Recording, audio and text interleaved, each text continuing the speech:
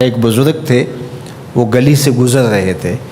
एक शराबी को देखा कि वो गंदी नाली पर पड़ा था, नशे में धुत, हालत गैर हुई है. इंसानी नाते उस पर तरस आया, उसको वहाँ से उठाया, उसका मुंह धोया और उसके घर छोड़ आए. खैरात हुई. सहरी के वक्त, तहज्जुद के वक्त वो मस्जिद में गए, वो बुज़ुर्ग, जैसा उनकी आदत थी.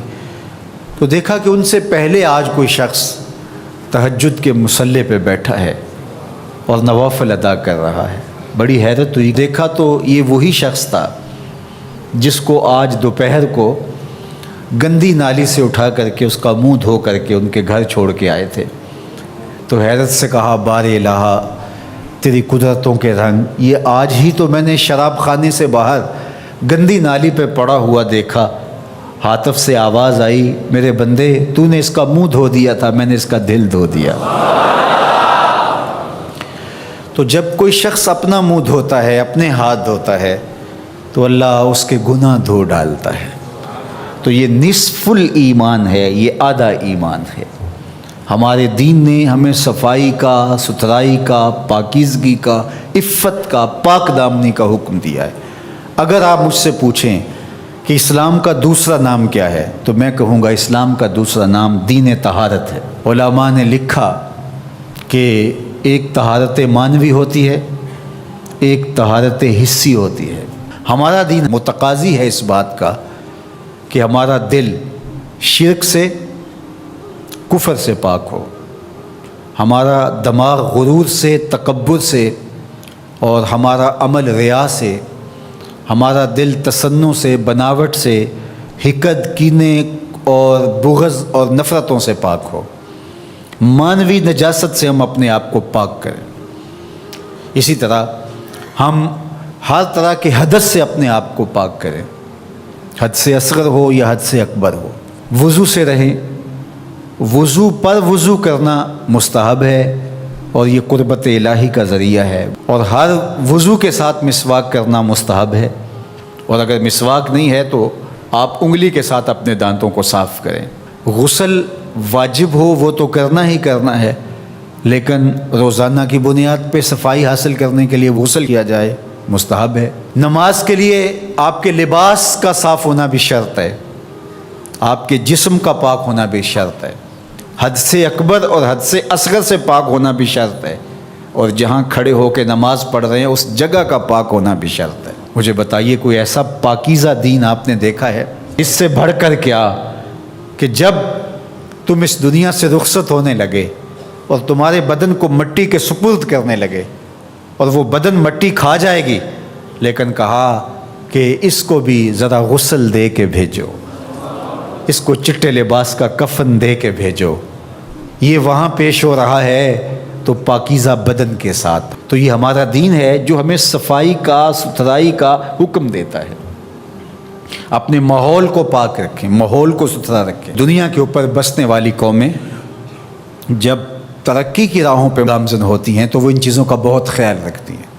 हम जब तरक्की की राहों पे गामज़न थे तो उस वक्त हमारी सुथराई की, हमारी पाकीज़गी की, हमारी इफ़्फ़त की मिसालें दी जाती थी.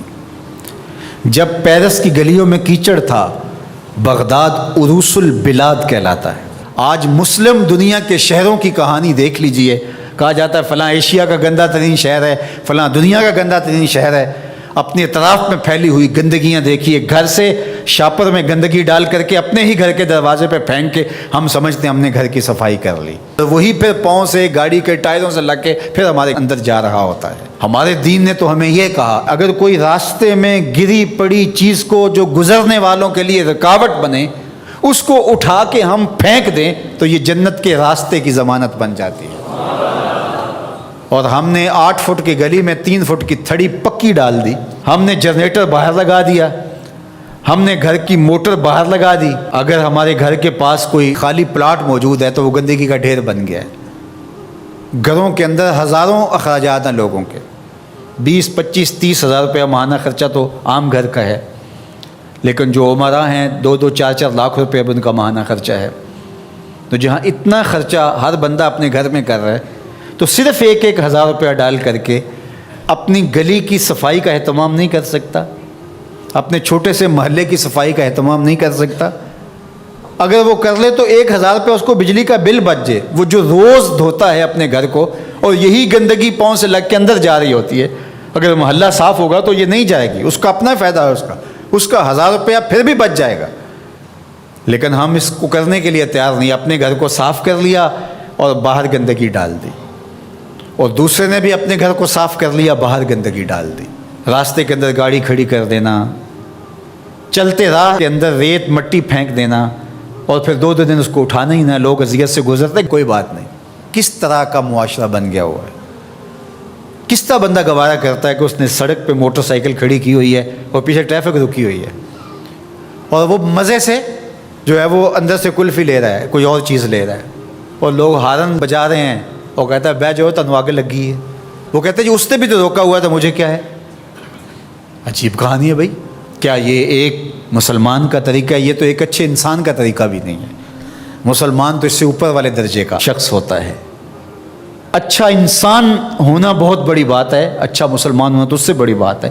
تو ہم سوچیں کہ جو ہمارے تیور، لچھن، طرز زندگی، انداز معاشرت ہے، وہ ایک اچھے مسلمان ہونے کی تو دور کی بات، اچھے انسان ہونے کی بھی نہیں ہے۔ تو ہمارا دین صفائی کا دین ہے، ہمارا دین پاکیزگی کا دین ہے، ماحول کی پاکیزگی سے لے کر ذات کی پاکیزگی تک، ظاہری پاکیزگی سے لے کے باطنی پاکیزگی تک، خیالوں کی پاکیزگی سے لے کے سوچوں کی پاکیزگی تک، طرز زندگی کی پاکیزگی سے لے کر انداز معاشرت کی پاکیزگی تک، ایک صالح، پاکیزہ، خوبصورت اور ستھرا معاشرہ تشکیل دینے کے لیے مجھے اور آپ کو کردار ادا کرنا چاہیے، اور ہمیں اپنے حصے کا کام کرنا چاہیے۔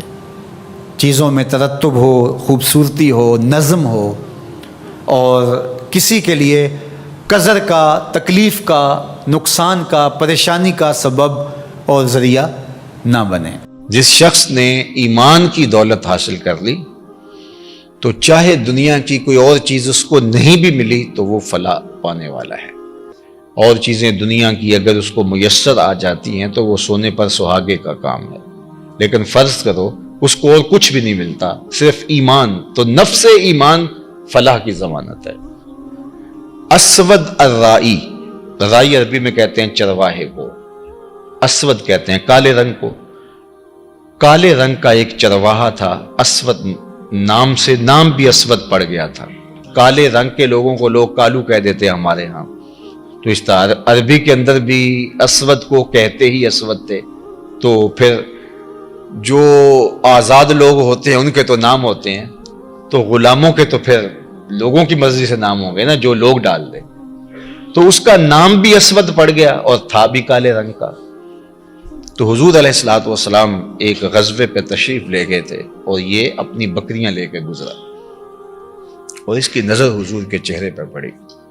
آقا کریم کو دیکھا، حضور نے دعوت دین دی، تو اس کے دل میں ایمان تر آیا۔ تو اس نے حضور علیہ السلام کے ہاتھ پہ بیعت اسلام کی اور عرض کی کہ حضور اب میں تو کہیں کا جانے کا نہیں ہوں، اب ان بکریوں کا کیا کروں؟ یہ تو میرے مالک کی بکریاں۔ تو فرمایا کہ تم ان کو اس کے باڑے کی طرف ہانک دو، جب آخری بکری اس کے باڑے میں چلی جائے تو تم پلٹ آنا۔ تو وہ گئے اور جا کے بکریوں کو اس کے باڑے کے اندر ہانکا، جب آخری بکری اندر چلی گئی، پھاٹک بند کیا تو واپس آ گئے۔ اتنے میں جنگ کا بازار گرم ہو چکا تھا، گمسان کی لڑائی شروع ہو چکی تھی۔ تو یہ آئے اور میدان عمل میں کود پڑے، اور بکریاں چرانے والے تھے، بے جگری کے ساتھ جو ہے وہ لڑے، پوری ہمت کے ساتھ آگے بڑھے، لیکن دشمن کی تلوار نے ان کو کاٹ کے رکھ دیا۔ خیر جنگ ختم ہوئی تو جب لاشوں کو اٹھایا جانے لگا تو اسود رائی کی لاش بھی پڑی ہوئی تھی۔ تو اللہ کے محبوب علیہ السلام نے جو ارشاد فرمایا اس کا مفہوم یہ ہے کہ یہ شخص ہے جس نے کوئی نماز نہیں پڑھی، کوئی روزہ نہیں رکھا، کوئی زکوٰۃ نہیں دی، کوئی حج نہیں کیا، یہ آیا اور سیدھا جنت کا دروازہ کھلا تھا، اندر چلا گیا۔ تو ایمان وہ بنیادی چیز ہے کہ کامیابی اور فلاح کی ضمانت شروع ہی ایمان سے ہوتی۔ کچھ بھی نہ ہو آپ کے پاس، ایمان کی دولت ہو، اللہ اکبر. اور یہ ایمان ہمیں کسی قیمت سے نہیں ملتا، یہ اللہ کی توفیق سے ملتا ہے. بڑے بڑے سمجھدار لوگ ابو جہل کو ابو الحکم کہتے تھے، دانائیوں کا سر چشمہ، بڑے پنچایت کا آدمی تھا، بالوں کی کھال ادھیڑ لیتا تھا، معاملہ فہم تھا، باتوں کی تہ تک پہنچنے کا فن جانتا تھا، لیکن نہیں پہنچ سکا. اور یہ نہیں ہے کہ اس کو پتہ نہیں چلا تھا، مغالطہ لگ گیا، نہیں. اخنس بن شریک نے، وہ ایک لمبی کہانی ہے کہ حضور کی تلاوت یہ سنتے رہے، ابو سفیان بھی تھے، یہ بھی، اور اخنس بن شریک بھی، تو 3 دن تک قسم بھی کھاتے رہے اور سنتے بھی رہے. وہ لمبی کہانی ہے. تو تیسرے دن لمبا ڈنڈا لے کر کے تو اخنس بن شریک نے آ کے ابو جہل کے دروازے پہ مارا اور کہا، وہ یہ باہر آیا آنکھیں ملتا ہوا، کہا ابو الحکم بتا، سچ بتانا ہے، جھوٹ نہیں بولنا. 3 دن سے ہم نے جو کلام سنا ہے، تیری اس کے بارے میں رائے کیا ہے؟ انصاف کی تکڑی تیرے ہاتھ میں ہونی چاہیے، جھوٹ نہیں بولنا. تو نے بھی سنا ہے اور میں نے بھی سنا ہے اور ابو سفیان نے بھی سنا ہے، تو تو سچ بتا کہ تیری رائے کیا ہے. تو ابو جہل ڈنڈی تو نہیں مار سکتا تھا. اس نے پھر کیا کہا؟ اس نے کہا، اخنس، رفادہ اور سقایا یہ تو پہلے ہی بنو ہاشم کے پاس ہے، یعنی یہ 2 عزتیں تو پہلے ہی ان کے پاس ہیں، اور اگر نبوت بھی اس گھر کی مان لیں تو پھر ہمارے پلے کیا رہا؟ ہماری چودر تو گئی. تو اخنس بن شریک نے کہا کہ اس کا مطلب ہے کہ تم ایک حق کو، ایک سچائی کو، ایک حقیقت کو جو ہے وہ ماننے سے انکار کر رہے ہو صرف اپنی چودراہٹ بچانے کے لیے. تو یہ تو بہت زیادتی ہے. چلو تم بچاؤ اپنی چودراہٹ، میں جا رہا ہوں اور محمد عربی کا غلام بننے جا رہا ہوں. اور آپ کو حیرت ہوگی کہ ابو جہل بہت کائن شخص تھا. اس نے کہا میری بس بات سن جاؤ. وہ رکا، کہا اچھا آج تم اپنے باپ دادا کے دین کو چھوڑنے جا رہے ہو، تمہاری ماں جس دین پہ تھی اس کو چھوڑنے جا رہے ہو، تمہاری دادی پردادی جس دین پہ تھی، جنہوں نے تمہیں جنم دیا، تمہیں گود میں کھلایا، آج تم ان کو چھوڑنے جا رہے ہو. تو یہ رک گیا، ٹھہر گیا. اور آپ جانتے ہیں کہ اخنس بن شریک حالت کفر میں مرا. علماء نے کہا کہ یہ وہ شخص تھا جو ایمان کے کنارے پہ آیا، لیکن اللہ کا اذن نہیں ہوا اور یہ آگے نہیں بڑھ سکا. اللہ اکبر. تو یہ تو سودے قسمت کے ہیں. نوجوان جوان ہوتا ہے تو اس کی آرزو کیا ہوتی ہے؟ اچھا گھر مل جائے، اچھی گاڑی مل جائے، اچھی بیوی مل جائے اور اڑ کے یورپ چلا جاؤں. اس کی زندگی کا یہی منصوبہ ہے. کیا بتائیں احباب کیا کارنامائیاں کر گئے، بی اے کیا، نوکر ہوئے، پینشن ملی اور مر گئے. یہی زندگی. اگر میری اور آپ کی زندگی میں اقامت دین نہیں ہے، میری اور آپ کی زندگی کے منصوبہ جات میں، اہداف کے اندر غلبہ اسلام نہیں ہے، اگر میری اور آپ کی زندگی کے اندر اسلام کا لایا ہوا نظام نافذ کرنے کا کوئی منصوبہ نہیں ہے، تو سنیے، اچھی طرح سن لیجئے، ہم صرف اناج کھانے کے لیے پیدا ہوئے ہیں. ہمیں اپنی زندگی کی مقصدیت کا نہیں پتا. کھانے پینے کے لیے یہ تو جانور بھی پیدا ہوئے ہیں. اشرف المخلوقات ہے، نائب الہی ہے، خلیفۃ اللہ فی الارض ہے، اور اس کا مقصد ہی کوئی نہ ہو، صرف کھانا ہے، پینا ہے، گھر بنانا ہے. یہ کیا مقصد ہوا؟ یہ تو چڑیاں بھی اچھے اچھے گھونسلے بنا لیتی ہیں، یہ تو چیونٹی بھی موسم برسات کے لیے جمع کر لیتی ہے. یہ کوئی کمال نہیں. زور طاقت حاصل کر لینا، توانائی حاصل کر لینا، یہ تو بڑے بڑے جنگلی جانوروں کے اندر بڑی توانائیاں اور طاقتیں. اشرف کیسے ہے؟ اس کا ایک ہدف ہے، پوری دنیا کو امن سے بھر دینا، پوری دنیا کو انصاف سے بھر دینا. غلبہ دین ہو، غلبہ اسلام ہو، توحید کا پرچم بلند ہو، اللہ کے رسول صلی اللہ علیہ وسلم کی اطاعت لوگوں کے رگ و ریشہ میں محو نفوذ ہو جائے. اگر میرے اور آپ کی زندگی میں کہیں یہ نہیں ہے منصوبہ، ہماری زندگی بس یہاں تک پہنچے گی اور قبر کی مٹی آ جائے گی، تو صاحب پھر سن لیجئے، ہمیں پھر اسلام کی ہوا بھی نہیں لگی ہے. ہم پھر سمجھ نہیں پائے کہ ہم پیدا کیوں ہوئے تھے. صرف ہم کھانے پینے کے لیے، اچھا مکان بنانے کے لیے اور شادی بیاہ کرنے کے لیے پیدا ہوئے. تو یہ سب کچھ تو جانوروں کے اندر بھی ہے. ہماری زندگی کا ہدف اسلام کا غلبہ ہے. ہماری زندگی کا ہدف پائیدار امن کا قیام ہے. ہماری زندگی کا ہدف رسول اللہ صلی اللہ علیہ وسلم کے پیغام کا ابلاغ کائنات کے ایک ایک گوشے پہ ہے. ہماری زندگی کا ہدف قرآنی معاشرت کا قیام ہے. ہماری زندگی کا ہدف اقدار عالیہ کا فروغ ہے. ہماری زندگی کا ہدف اخلاق حسنہ کو عملی طور پہ اپنے اوپر اور معاشرت کے اوپر نافذ کرنا ہے. اور ہم اللہ کے بندے بن کے، نائب الہی بن کے اپنی زندگی گزاریں. اور یہ دھرتی اللہ کی امانت ہے اور اس دھرتی کے اندر اسلام کا غلبہ ہو. اگر ہماری زندگی میں کہیں یہ نہیں ہے، نہ کہیں پائپ لائن میں ہے، نہ کہیں عملی طور پہ اب موجود ہے، نہ اس کی طرف ہمارا سفر ہے اور نہ کوئی ارادہ ہے، تو پھر مجھے کہنے دیجئے کہ ہم صرف اناج کھانے کے لیے پیدا ہوئے ہیں، ہمیں کوئی زندگی اور آخرت کی اور دین کی کوئی سمجھ اور فہم ادراک ہے ہی نہیں۔ ہمیں سمجھنا ہوگا میری زندگی کا مقصد تیرے دین کی سرفرازی، میں اسی لیے مسلمان، میں اسی لیے نمازی۔ اگر میرا یہ مقصد نہیں ہے تو پھر مجھے سوچنا ہوگا میں کس جگہ پہ کھڑا ہوں۔ تو معال کار، معاد، ہمارا مقصود، ہماری آخرت، ہماری منزل تبھی منزل بنتی ہے اگر یہ اہداف ہمارے سیٹ ہوں۔ یہ ہماری ذیلی ضرورتیں، کھانا پینا، اچھا گھر، اچھا مکان، یہ ہماری ذیلی ضرورتیں، ظاہر ہے ہم بشر ہیں اور کچھ بشری تقاضے ہیں، یہ چلتے چلتے زندگی میں ساتھ آتے رہتے ہیں، ملتے رہتے ہیں، ان سے تلطف، ان سے تمتع، ان سے نفع ہم پاتے رہتے ہیں، لیکن آگے بڑھتے رہتے ہیں۔ ہدف ہمارا اور ہے۔ ہدف اس کو کہتے ہیں کہ جس کی طرف نظر ہو، جو مرکز نگاہ ہو، جس کو حاصل کرنا آپ کا مقصود ہو۔ اور اللہ کے محبوب علیہ السلام نے فرمایا کہ میری مثال ایسے ہے جیسے کوئی مسافر چند لمحوں کے لیے کسی درخت کے نیچے سستانے کے لیے ٹھہرے۔ تمہاری دنیا سے مجھے صرف اتنا سروکار ہے۔ تو آئیے میں اور آپ اپنی زندگی کو دیکھیں کہ ہم کیا کر رہے ہیں، ہمارے اہداف کیا ہیں، اور بچپن سے جو ہی پروان چڑھتے ہیں ہمیں ماں کیا سبق دے رہی ہے کہ بیٹا تو اتنا امیر ہو جائے، تو اڑ کے یورپ چلا جائے، تیرے پاس اتنی دولت ہو، تیرا ایسا گھر ہو، تیرا ایسا بنگلہ ہو، کیا یہ مقصود ہے؟ ہماری ماضی کی مائیں تو یہ نہیں دیتی تھی۔ وہ تو بچہ پروان چڑھتا تھا تو کہتی تھی تو محمد عربی کا غلام بننا ہے، تو نے اسلام کا مجاہد بننا ہے۔ وہ مائیں کہا کرتی تھی، صلاح الدین ایوبی کی ماں نے ان کو کہا تھا نا کہ بیٹا جلدی جلدی بڑا ہو، تو نے مسجد اقصیٰ کو واپس لینا ہے۔ تو جب مائیں یہ کہتی ہیں تو بیٹے اپنی زندگی کا وہ ہدف طے کر لیتے ہیں، گول سیٹ کر لیتے ہیں۔ لیکن جب مائیں کہتی ہیں کہ نہیں پتر دیکھ شریک کہاں چلے گیا اور ہم کہاں رہ گئے، ہم نے بھی یہ بنانا، یہ بنانا ہے، یہ صاحب ہماری زندگی کا ہدف نہیں ہے، یہ اچھی طرح سے ہمیں اپنے ذہن سے نکال دینا چاہیے۔ یہ چلتے چلتے راستے کے اندر مل جائے تو بسم اللہ۔ وہ ایک گاڑی کے پیچھے لکھا تھا مل گئی روزی، نہ ملا تو روزہ۔ ہم چلتے جائیں گے، مل گئی تو روزی، نہ ملا تو روزہ۔ مقصد اسلام کے غلبے کا، مقصد اسلام کے جھنڈے کو کائنات میں اونچا کرنے کا۔ آئیے میں اور آپ اپنے مقصد حیات کو سمجھیں اور اس کو پانے کے لیے جد و جہد کا آغاز کریں۔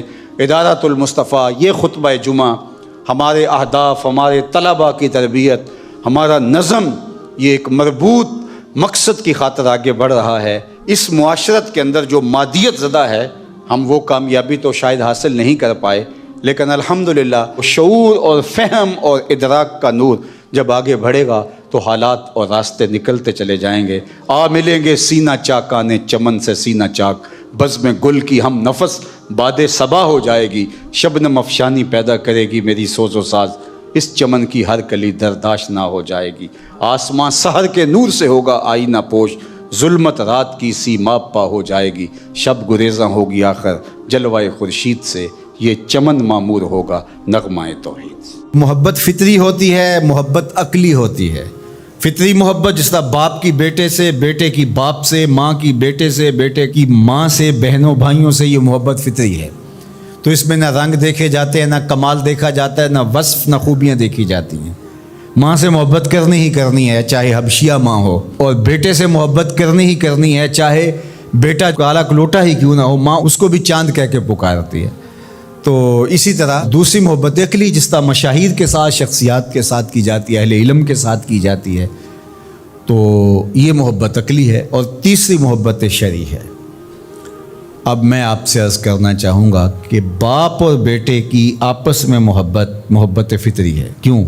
اس لیے کہ باپ کی وجہ سے بیٹا جو ہے وہ ظہور پذیر ہوا ہے، اس لیے وہ محبت فطری ہے۔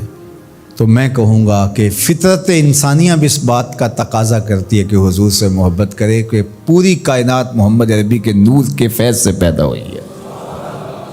اور اگر محبت عقلاً کسی سے کی جاتی ہو تو عقل انسانی کا تقاضا یہ ہے جو بھی پہلو مقرر کریں، عقل انسانی فیصلہ دیتی ہے اس سے محبت کی جائے۔ یہ صاحب علم ہے، یہ صاحب کمال ہے، یہ صاحب جمال ہے، یہ احسان کرنے والا ہمارے اوپر محسن ہے، ہمارا یہ معالج ہے، اس نے علاج کیا ہے، ہمارے مرض دور کیے ہیں، اس لیے اس سے محبت کی۔ جو بھی آپ معیار مقرر کر لیں اس کا مصداق اول ذات رسالت مآب قرار پائیں گے صلی اللہ علیہ وآلہ وسلم۔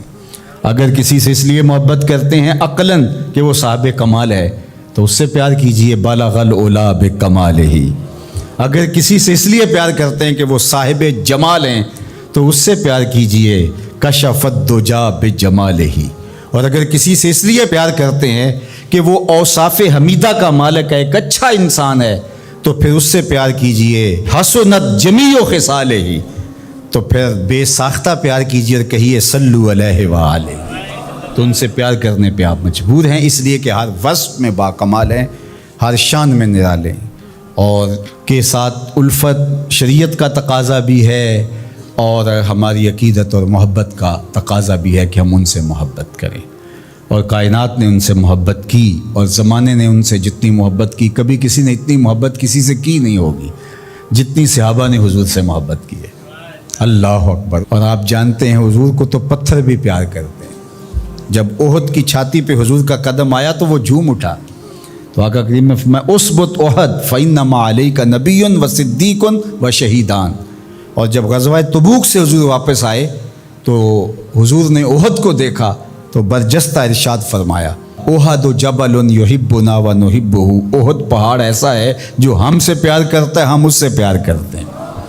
اللہ، پتھر کے کلیجے میں بھی حضور کا پیار رکھا گیا، درختوں کے سینے بھی مصطفیٰ جان رحمت کے لیے دھڑک رہے ہیں۔ وہ پتھرانو کلمے پڑا جان دے، وہ سکیاں کھجوراں اگا جان دینے، قطرے کو سمندر ذرے کو ستارہ کرتے ہیں، کونین کو خم آ جاتا ہے جب زلف سوارا کرتے ہیں۔ ہم تو اس نبی کے ماننے اور چاہنے والے ہیں۔ یہ کیفیات ہیں درختوں کی، تو جو سینوں میں دھڑکتے ہوئے دل رکھتے ہیں ان کی محبت کا عالم کیا ہوگا؟ اللہ اکبر، ان کے پیار کا عالم کیا ہوگا؟ تو حضور کا پیار حضور کا حق ہے۔ ہم اگرچہ صدیوں کے فاصلے پہ کھڑے ہیں لیکن اس نبی سے پیار کرتے، اس نبی سے محبت ہمارا ترا امتیاز ہے۔ ہمارے آقا و مولا کے ساتھ ہمارا رشتہ الفت، ہمارا رشتہ محبت قائم ہے، اور یہ ہمارے آقا کا ہمارے اوپر حق ہے، اور ہم اس حق کو ادا کرنے کے لیے کوشاں بھی رہیں گے، اور بارگاہ عزت میں دعا گو ہیں اللہ ہمیں اپنے محبوب کی سچی محبت عطا فرما، وہ محبت جو اطاعت سے، فرما برداری سے، اتباع سے، حضور کے حکام کی تعمیل سے، حضور کی سنت کی اتباع کے ساتھ جڑی ہوئی ہو۔ ہماری محبت صرف ہماری زبان کے کناروں تک نہ رہے، ہماری محبت صرف ہماری ظاہریت تک نہ رہے، بلکہ ہماری روحوں میں، ہمارے قلوب میں، ہمارے دل کی دھڑکنوں میں اس آقا کی محبت کے بسیرے ہوں۔ ہماری وضاقتہ طرز زندگی، انداز معاشرت محبت کی گواہی فراہم کر رہی ہو، اور ہمارے انداز حیات حضور علیہ الصلوۃ والسلام کا پیار اور حضور کی الفت کا انداز لوگوں کو بتا رہا ہو۔ جو ہماری صحبت میں آ کے بیٹھے وہ حضور کے پیار کے رنگ میں رنگا جائے، نہ یہ کہ ہم خود حضور کی محبت کے صرف نام لیوا ہوں، ہمارا عمل رویہ، ہمارا طرز زندگی حضور علیہ الصلوۃ والسلام کی محبت کی مطابقت میں نہ ہو۔ آئیے میں اور آپ حضور علیہ السلام کے اس حق کو ادا کرنے کے لیے اس کے تقاضوں کے ساتھ عملی کوشش میں لگ جائیں۔